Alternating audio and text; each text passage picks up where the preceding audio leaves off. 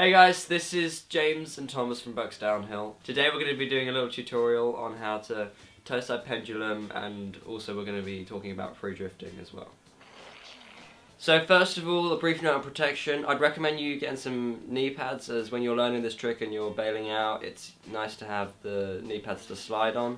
Elbow pads are optional, and I definitely recommend you wearing a helmet because you will fall when learning this trick. You just will. With wheel choice, if you're a lighter rider like me, you're probably going to want to start on some free ride wheels to start getting the kick out, so you don't have to go too fast when you're just learning. Once you've got it on the free ride wheels, you can move on to some downhill wheels, go a bit faster, try it like it's a proper downhill run.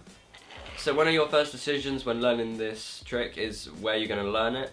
Now you can either learn it on a turn or on a straight. The pendulum is easier to learn on turn along with the pre-drift. However, you might want to be able to learn it on straight as well, so you have that option. Make sure it's steep enough to get some speed on, but not too steep that you're going to be scared of the hill. You want to be comfortable with the hill that you're learning on. To learn this trick, you're going to want to be going pretty fast. Not too fast, make sure you feel comfortable. Best tip is to stay confident. If you feel like you're going to fall off, you're going to fall off. So just be confident, feel good at the speed you're going, but make sure you're not going too slow because it's going to be difficult to kick it out. Regarding foot position, you're going to have your front foot at around about a 45-degree angle. You can push up against your foot stop if you have one, depending on preference again. And with your back foot, you're going to want to either monkey toe if you don't have the concave, but if you've got the concave and you've got enough grip, you can always just place your foot into that concave and dig up against it. This way you feel a lot more controlled on the board and a lot more locked in. Whether you grab rail or not is a personal preference. I prefer to not grab rail. I think it feels nicer when I'm doing the slide, but some people do. They like to feel more confident. It's better for some people when they're going faster, they feel. With your weight distribution on your feet, at the start you're going to want, I'd say, 60% on your front foot, and then to ease the kick out.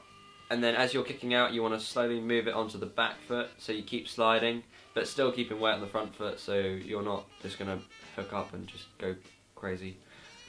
And then when you're bringing it back in, you're going to want to take the weight off your back foot and put it back onto your front foot to let it snap back, hook up, and keep riding.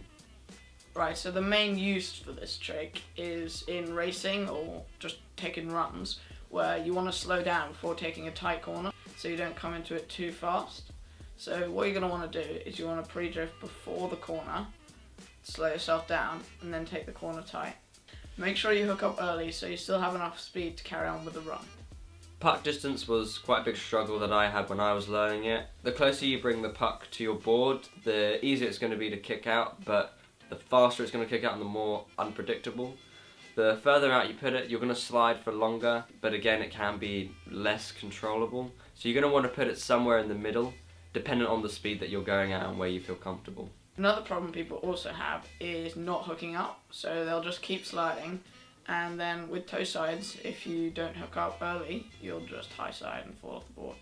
As with any slide, practice makes perfect, and you're going to be falling in this slide, so just be prepared for that, but go into it confident, and you need to commit, otherwise you're not going to slide and you're just going to high side and it's not going to be pretty. Maybe once you've learnt it on the corner, you can move on to a straight.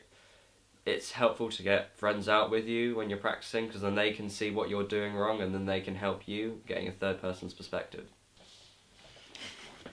Like and subscribe for more how-tos.